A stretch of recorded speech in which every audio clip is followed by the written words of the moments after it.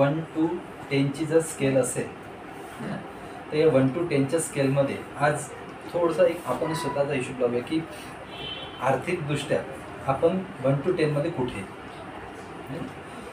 Same तसंच 1 to 10च्या या स्केलमध्ये आपण वेळेच्या स्वातंत्र्याच्या बाबतीत 1 to 10मध्ये कुठे. 2 मार्किंग 3 5 8 10 किती. आपण स्वतःच्या आरोग्यासाठी 1 to 10च्या स्केलमध्ये सकाळी झुंबाला जायची तुमची इच्छा आहे पण सकाळच्या या शेड्यूलमध्ये जाता येत नाही आहे का नाही. तर ह्या सगळ्या ज्या गोष्टी आहेत या एकदा आपण या भेटीच्या निमित्ताने एक चेक करून घेऊ की खरंच आपण सध्या कुठे. जर तुम्हाला इथे मनी आर्थिक स्वातंत्र्याच्या बाबतीत जर 7 8 9 किंवा 10 असेल तर डेफिनेटली ते आपल्याला गरज नाही बिझनेसची आहे का नाही. कारण एक चांगलं फायनान्शियल ग्राफ चालू आहे. किंवा मग जर वेळेचं स्वातंत्र्य म्हणजे तुम्हाला पैशासाठी कामावर जायचं काम नसेल पडत तर फारच छान आहे. म्हणजे आपल्याला वेळेचं स्वातंत्र्य आहे पण ते कदाचित नाहीच आहे आपल्याकडे. तुमच्याकडेच म्हणून नाही आपण सगळे त्यातच येतो आहे की नाही. टाईम फ्रीडम पण आवश्यक आहे. हेल्थ वाईज जर पाहतो म्हणलं तर ठीक आहे आपण फिजिकल हेल्थसाठी काही करू पण हे जॉबमुळे जो मेंटल हेल्थ डिस्टर्ब होते. कारण व्यक्ती कामाने थकत नाही कामाच्या तणावाने जास्त थकते आहे ना. तर हे जे मेंटल स्ट्रेस राहते तर मेंटल हेल्थसुद्धा कॅल्क्युलेट जर केली तर ती कदाचित 1 to 3च्या दरम्यानच राहील आपली. कारण खूप सारं आपण मेडिटेशन किंवा खूप दिवसभर पॉझिटिव्ह राहणे असं नाही होत. तर आणि शिवाय नेक्स्ट जनरेशनसाठी आपण काय करून ठेवलेलं आहे किंवा काय करत आहोत आता हे सगळे जर पॅरामीटर्स इवन मी तर इथं सिक्युरिटी पण लिहितो की आपण किती सुरक्षित आहोत. सिक्युरिटी म्हणजे आज आपण जे करतोय हे जर सोडलं आपण किंवा इनफॅक्ट सुटलं आपल्या हातून जॉब सरांच्या जबाबदारी जर तर अशीच्या अशी लाईफस्टाईल आपण किती महिने किती वर्ष जगू शकतो. That is security. तर या केसमध्ये सुद्धा आपण 1 to 10च्या स्केलमध्ये कुठे येतो. हे सगळे जर कॅल्क्युलेशन्स केल्यानंतर तर आय थिंक बिलो 5च्या ऑलमोस्ट सगळे आहे की नाही. म्हणजे आपण शाळेत विद्यार्थ्यांना मार्क देतो आणि आपल्यालाच कमी येते आहे ना. तर सांगायचं तात्पर्य की हे सगळे ग्राफ्स ग्रो झाले आहे ना आणि खऱ्या अर्थाने खरंच सक्सेसफुल आहे ते आहे ना. आता हे सगळे जे ग्राफ्स लिहिले आहे मी तर हे सगळे ग्राफ्स पूर्ण करण्यासाठी एकच प्लॅटफॉर्म कुठेच भेटत नाही मार्केटमध्ये. तुम्ही पैसा सपोज फॉर एक्झाम्पल एखादा बिझनेस टाकला काही करतो म्हटलं एक्स्ट्रा ॲक्टिव्हिटी तिथून पैसा कमवाल पण तिथे जेवढा तुम्ही वेळ द्याल तर अजून बिझी होऊन जाल वेळेने गरीब होऊन जाल. ह्या 2 गोष्टी मिळाल्या तर कदाचित आरोग्य मिळणार नाही कुठे ना कुठे मिसिंग. एकच अशी कंपनी आहे इंडस्ट्री आहे नेटवर्क मार्केटिंग किंवा आपण डायरेक्ट सेलिंग पण म्हणू शकतो. ही एकमात्र इंडस्ट्री अशी आहे जिथे हे सगळं पॅकेज मिळतं. कारण इथे थीम कशी आहे आपण एकटे नाही आहो ना. इथे आपण टीमनी किंवा नेटवर्कने मिळून काम करतो. त्याच्यापुढे मल्टिपल आवर्स काम होते सर्वात महत्त्वाची थीम. सेकंडली आज या दृष्टिकोनातून आपण पुन्हा एक उदाहरण पाहू. याचं जर उत्तर तुम्हाला मिळालं नाही तर फारच छान. म्हणजे बघा जसं तुमची फॉर एक्झाम्पल तुमची कधी आवडती कार वगैरे तुमची किंवा सरांची कुठली आहे चालेल. I10 Hyundai I10 ठीक आहे. आणि सपोज फॉर एक्झाम्पल आज माझ्यातर्फे तुम्हाला एक फ्री पॅकेज आहे फॉरेनमध्ये जायला कुठे जायला आवडेल. असं काही ठरवलं नाही कारण आपण तिथपर्यंत गेलोच नाही. ऑब्वियस तरी पण एखादा विदेश त्यांची इच्छा आहे खूप त्यांना जायची तरी जर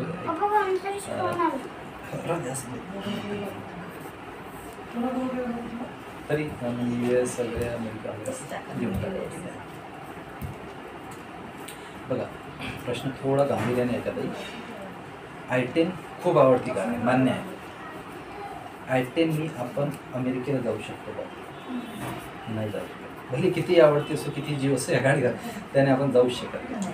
त्याचं कारण या वाहनाची एक लिमिटेड कॅपॅसिटी आहे. हे वाहन तुम्हाला मुंबई एअरपोर्ट नागपूर एअरपोर्ट तिथपर्यंतच नेता येईल. तिथून पुढे जे आहे तुम्हाला वाहन बदलावंच लागेल विमानात जावं लागेल. ज्या वाहनाची कॅपॅसिटी आहे ती बरोबर सेम आहे. आज तुम्ही किंवा सर जी काही जॉब करताय एकदा आपल्या या भेटीच्या माध्यमातून चेक करा की हे तुमच्या स्वप्नांपर्यंत नेण्याची कॅपॅसिटी या जॉबमध्ये आहे. जे काही तुम्ही ड्रीम्स पाहत होते जे फॉर एक्झाम्पल जेव्हा आपण 10वी 12वीत असतो तेव्हा काही आपले स्वप्न असतात है ना. त्याच्यानंतर आपण नोकरीवर लागतो तर वेगळे स्वप्न असतात. मुलं होतात तेव्हा वेगळे स्वप्न असतात. तर आज या भेटीच्या माध्यमातून हे चेक करा. जसं I10 आपल्याला ही आवडती कार जरी असली तरी विदेशात अमेरिकेला नाही नेऊ शकत कारण त्या वाहनाची कॅपॅसिटी नाही. सेम तसंच या जॉबची कॅपॅसिटी आपल्या ड्रीम्सपर्यंत नेण्याची आहे का असेल तर डेफिनेटली MBAची आवश्यकता नाही आहे. पण जर नसेल त्या जॉबमध्ये ती कॅपॅसिटी, तर डेफिनेटली आपल्याला एक प्लॅन बी तयार असणं आवश्यक आहे. कारण हे जे उदाहरण दिलं मी एकटा आणि टीमचं, ते कसं आहे माहिती आहे का, सपोज आता सर 10 तास देत आहे SOSला, तुमच्या स्टाफमध्ये ओव्हरऑल लोक किती आहेत, म्हणजे स्टाफमध्ये 80 लोक, बरोबर आहे. एक फक्त आपण SOS म्हणजे यवतमाळ शाळेचं पाहू, 80 लोक 10 तास देत आहेत. मेघे साहेबांचं काम होतं आहे एकाच दिवशी 800 तास, बरोबर आहे. फक्त यवतमाळच्या एका शाळेचं, असं पूर्ण बाहेर तर विचार नाही केला आहे ना. पूर्ण जर बाकी पकडतो म्हणलं कदाचित लाखो तास काम होतं सर मेघे साहेबांचं. मेघेच नाही सर, दत्ता मेघे. तर त्यांचं लाखो तास काम एका दिवशी, आणि इकडे एक दिवस आम्ही हिशोब लावला 10 तास वयाचे 60 वर्षापर्यंत असं टोटल लावला, तर ते पूर्ण मिळून झालं होतं 1.5 लाख तास आयुष्यभर, अप टू 60 इयर्स.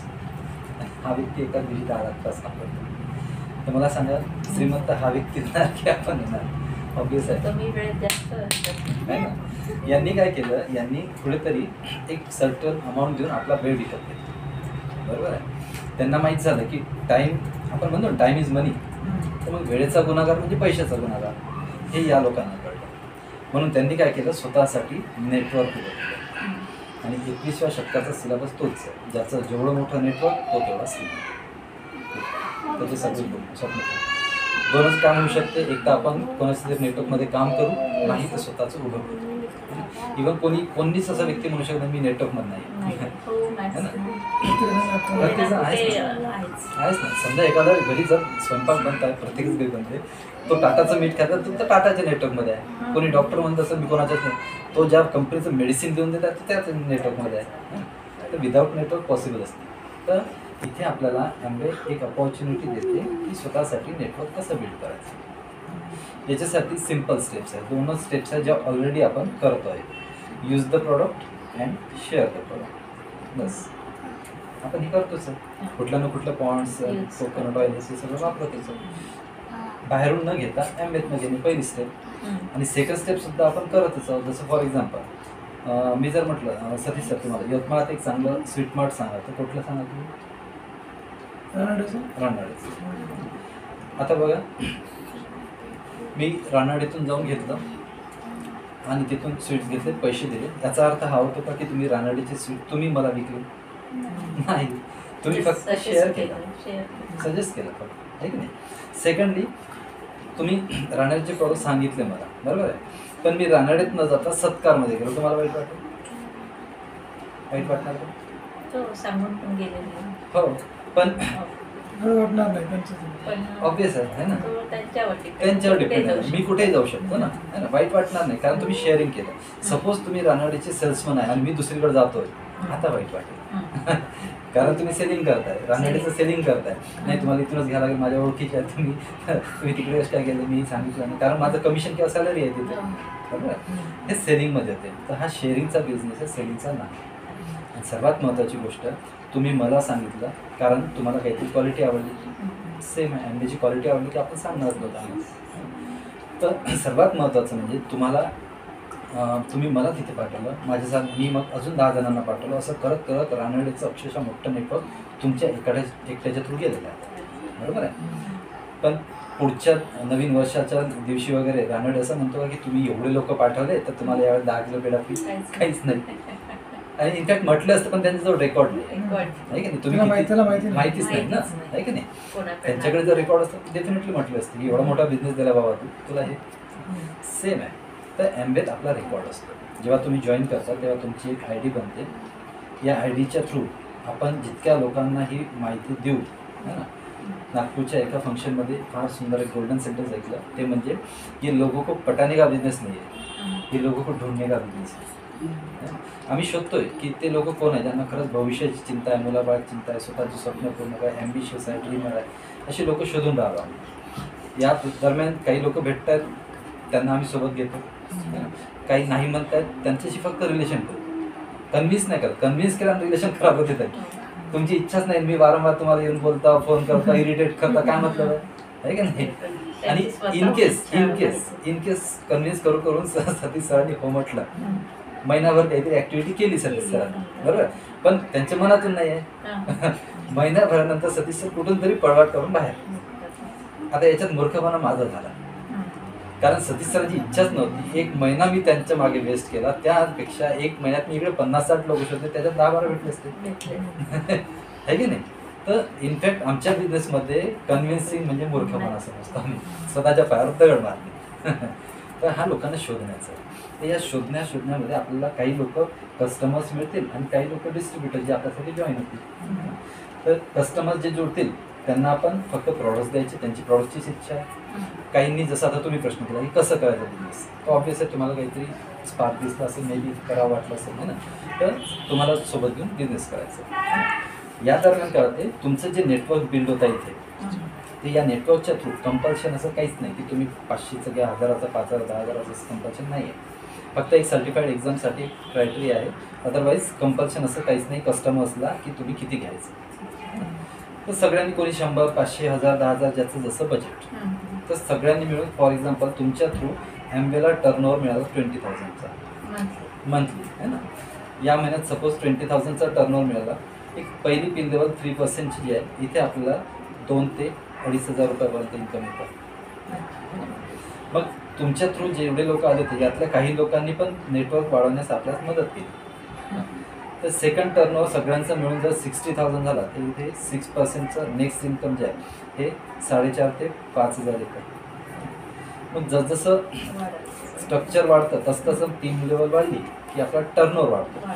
टर्नओव्हर वाढला की कमिशन लेवल वाढत मग आपलं इन्कम पण वाढतं. जसं 12%ची एक लेवल येते, इथे 15,000 ते 20,000. त्यानंतर एक 4 लाखाची लेवल, इथे 15%चं इन्कम येतं, ते जवळपास 30 ते 35,000 जाते. 7 लाखाची लेवल, ज्या लेवलला सध्या आम्ही आहोत, इथे जवळपास 50,000 ते 60,000 दरम्यान येते. पण 10 लाख प्लस जिथे आज अविनाश सर याच्याही पुढे गेले आहे, जिथे 80,000 ते 1 लाख रुपये आणि अबव पण आहे. डिपेंड करते की तुमचं स्ट्रक्चर कसं आहे. हे असं नाही आहे बरं का, हे असं 2 जोडा, याला चेन सिस्टीम म्हणतो आपण. हे चेन नाही आहे, हे नेटवर्क आहे. तुम्ही कसंही जोडा, किती पण जोडू शकतो. जसं बाकी याच्यात कसं एकाला 2, तिसऱ्याला नाही, 1, त्याला चेन सिस्टीम म्हणते. तुम्ही किती जोडू शकता? आपण जेव्हा नेटवर्क मार्केटिंग म्हणतो, नेट म्हणजे जाळ. मला सांगा, कातिंगीचं जाळ एका दिशेने असतं का? कातिंगीचं जाळ सभोवताल असतं. ते नेटवर्क आहे. कारण याचा ड्रॉबॅक काय, हा बंद पडला खाली सगळं बंद पडलं. इथे तसं नाही, हा जरी बंद पडला एवढे सारे खूप सारे. आपण जर जॉईन केलं तर आयडी त्यांना आपल्याच अंडरमध्ये राहतील ना, ते तुमच्याच जेवढे जेवढे तुमच्या थ्रू तेवढे येतील, माझ्या थ्रू जेवढे येतील तेवढे. हो, नक्कीच. ते फायदा आहे. हो. बाकी याचा 2 महिन्याचा असतो. नाही, भरपूर सारं आहे. म्हणजे एका मिनिटमध्ये ऑब्व्हियसली सांगणं होत नाही. म्हणजे जसं RBIचे जे स्टॅटिस्टिक्स आहेत त्याच्यानुसार येणारा काळ 2020 ते 40 एका परिवाराला किती रुपये महिना लागू शकतो, इथपासूनचे स्टॅटिस्टिक्स आहेत. तर भरपूर म्हणजे आमचं म्हणणं एकच असतं की give yourself a second chance, स्वतःला तुम्ही चान्स द्या, हां एक्सप्लोर करा. आणि शेवटी अपील एकच असते की जे काही प्रश्न पडते ना, ते फक्त जे लोक ॲम्वे करतात त्यांना विचारा. आपण शेजारी पाजारी मित्राला वगैरे विचारू, त्यांना केलेलं नाही आहे. इनफॅक्ट ही इंडस्ट्रीच नवीन आहे. प्रॉडक्ट कंपनीपासून कस्टमरपर्यंत पोहोचवण्याची नवीन पद्धत आहे. तर मार्केटमध्ये जास्त लोकांना माहिती नाही, आणि त्यातही जिनाईन कंपन्या नाही, बाकी लुबाडणाऱ्या भरपूर आहे मार्केटमध्ये आहे ना. IDSA रजिस्टर्ड अशा 18च कंपन्या आहेत, या चांगल्या आहेत. बाकी या 18च्या पलीकडे जर जाल तर कधीही फसवणूक होऊ शकते. आणखी सर याच्यात असं आहे का की मंथली जर आपला टर्न